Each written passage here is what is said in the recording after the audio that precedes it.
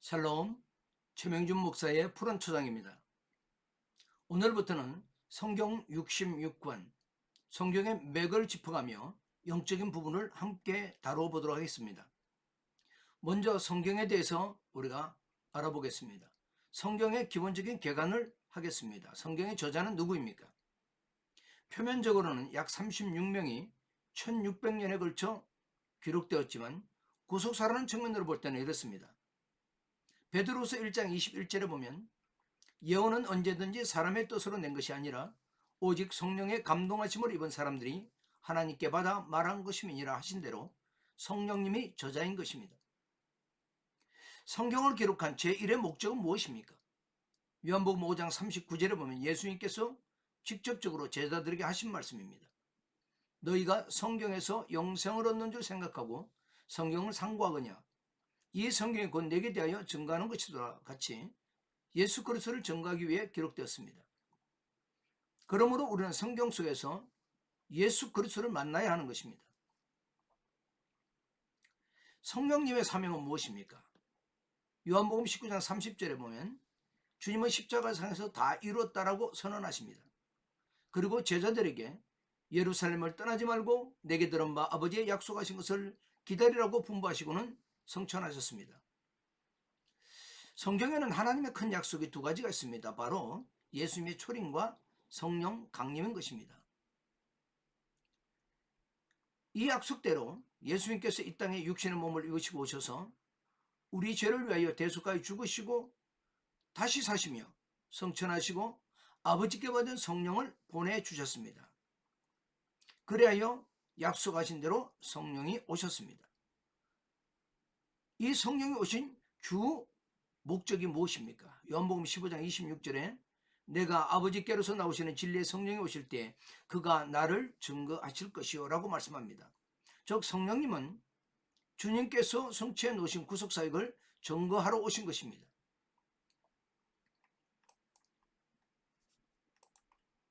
성령은 어떤 방법으로 이를 증거하실까요? 먼저 성령은 제자들에게 임하셔서 그들을 사용하셔서 증거하십니다. 예를 들자면 사도행전 2장 25절에서 35절에 보면 성령이 오순절날 베드로에게 임하십니다.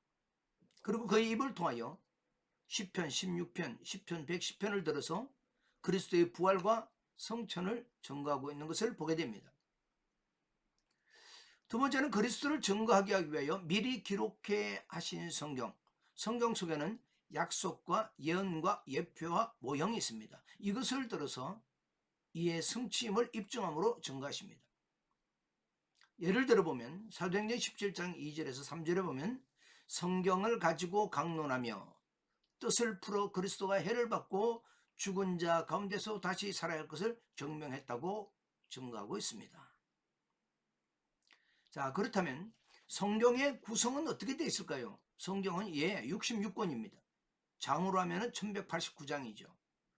성경의 구조는 성경은 구약 39권, 신약 27권, 합해서 66권으로 구성이 되어 있습니다. 구약 성경은 모세오경, 역사서, 이 역사서는 신명기적 역사서, 역대기적 역사서로 분류를 합니다. 그 다음은 시가서인 시편, 잠언, 전도서, 아가서, 욥기가 있습니다. 그리고 그 후로 대선지서, 소선지서가 있습니다. 마지막 성경책인 말라기를 끝으로 구약 성경 끝나고 역사적인 시간으로 약 400년간의 하나님의 말씀이 없는 공백기인 중간기를 거쳐서 신약시대로 들어가게 됩니다. 여기서 우리가 한 가지 유념해야 하는 것은 성경은 연대순으로 편성된 것이 아니라 특성에 따른 배열을 하고 있다는 것입니다. 예를 들자면 예언서인 예레미야서는 바벨론 포로 이전과 포로 시기에 기록된 것으로서 예언서 그룹에 편성되어 있는데 바벨론에서 귀환한 이후에 기록된 역대하는 역사서이므로 예레미야서보다 앞부분에 배열되어 있는 것을 볼 수가 있습니다. 내용적으로 예를 들자면 이런 것입니다. 예레미야 25장 11절에 보면 이 모든 땅이 폐허가 되어 놀랄 일이 될 것이며 이 민족들은 70년 동안 바벨론의 왕을 섬기리라. 유다 민족이 바벨론에 70년간 포로될 것을 예언하고 있는데 이보다 먼저 배열되어 있는 역대하 36장 21절에 보면 이에 토지가 황폐하여 땅이 안식년을 누린같이 안식하여 70년을 지냈으니 여호와께서 예레미야 입으로 하신 말씀이 이루어졌도다 해서 바벨론에 포로될 것이라는 예언이 성취되어 70년 동안 포로 생활한 것을 보게 되어지는 것입니다. 그 다음에 신약 성경의 배열은요, 먼저 사복음서가 있죠. 이것은 예수님의 행적을 기록한 성경이라고 할 수 있습니다. 마태, 마가, 누가, 요한복음이 있는데 마태, 마가, 누가서를 공관복음이라고 합니다. 공관복음이라 하면 예수 그리스도의 가르침과 삶을 같은 관점으로 기록하는 것을 말합니다. 또한 마태복음은 왕으로 오신 예수 그리스도, 마가복음은 종으로 오신 예수 그리스도, 누가복음은 인간으로 오신 예수 그리스도, 요한복음은 하나님이신 예수 그리스도를 증거하고 있는 것입니다. 마태, 마가, 누가의 3복음서에 비해 요한복음은 20년에서 30년 뒤에 기록되었다고 전해지고 있습니다. 다음에는 역사서가 있는데요, 사도들의 행적을 기록한 성경입니다. 사도행전이라고 하죠. 사실은 성령 행전이라 해야 내용과 맞는다고 할 수 있습니다. 왜냐하면 사도들 중에는 베드로와 바울의 사역의 행적이 주로 기록되었고 그 외 사도들의 사역에 대한 행적이 그리 많지 않기 때문입니다. 이 모든 사역들이 성령의 인도하심이라 할 수 있기에 성령 행전이라 할 수 있다는 것입니다. 다음으로는 서신서가 있습니다. 서신서 중 13권은 바울의 서신인데 이런 특징들을 가지고 있습니다. 바울이 여행하면서 보낸 편지가 여행서신이라고 하는데 로마서에서 데살로니가 후서까지를 말합니다. 바울이 목회자들에게 보낸 편지가 있습니다. 목회서신이라고 하는 거죠. 디모데 전후서, 디도서. 바울이 감옥에 있을 때 보낸 편지를 옥중서신이라고 합니다. 에베소서, 빌립보서, 골로새서, 빌레몬서 이렇게 분류를 하게 됩니다. 일반적인 서신으로는요, 특정한 수신자가 정해지지 않는 편지를 말합니다. 히브리서, 야고보서, 베드로전서, 베드로후서, 요한 1, 2, 3서, 유다서가 있는데요.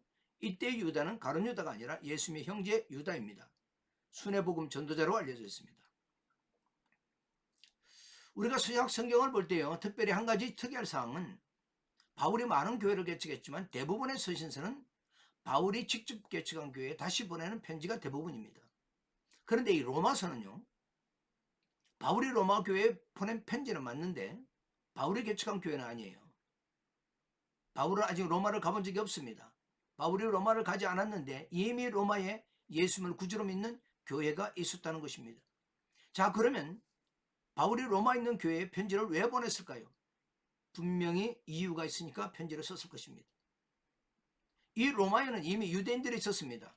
이스라엘에서 복음 때문에 박해를 받고 전 세계로 흩어졌기 때문에 로마에도 이미 유대인들이 있었고 또 이스라엘 지역이 로마의 식민지였기 때문에 로마군에게 포로로 잡혀서 로마까지 넘어온 유대인들도 있었습니다.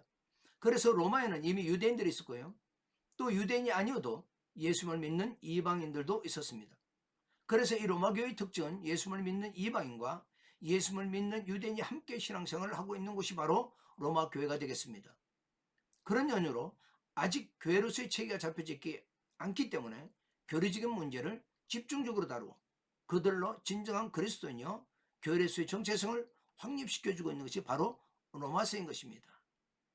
이 로마서의 어떤 배경을 우리가 보면요, 참 놀라운 것은 뭐냐면 이 로마서로 인하여 우리의 수많은 선진들이 이 로마서를 읽고 회개하고 돌이켜서 하나님의 종이 된 것을, 하나님의 신실한 일꾼 된 것을 우리가 볼 수가 있습니다.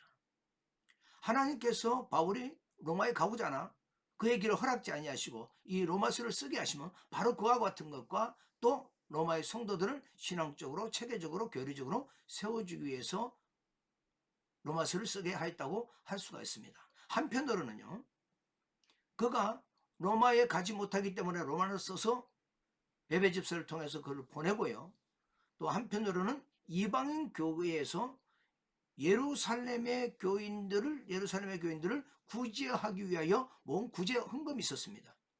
그 헌금을 가지고 예루살렘으로, 즉 로마와는 반대로 예루살렘으로 행해야 했기 때문에 그는 로마에 갈 수가 없었고 로마서를 쓸 수 있었던 것입니다. 그렇다면 이 구제헌금이 그렇게 중요했던 것일까요? 예, 그렇습니다. 이 구제헌금이요, 얼마나 중요했는지 모릅니다. 왜냐하면 그때까지만 하더라도 예루살렘의 교회가 이방인 교회를 인정하지 않고 있었고 그들 간에는 굉장히 큰 틈이 있었던 것입니다. 큰 절벽이 있었기 때문에, 장벽이 있었기 때문에 이 구제 헌금을 전달하고 그들에게도 하나님의 성령이 임했다고 그들에게 증거하고 이 담을 허물어야 할 막중한 책임이 바로 바울에게 있었기 때문에 로마에 가는 것보다 이것이 더 바빴다고 할 수가 있습니다.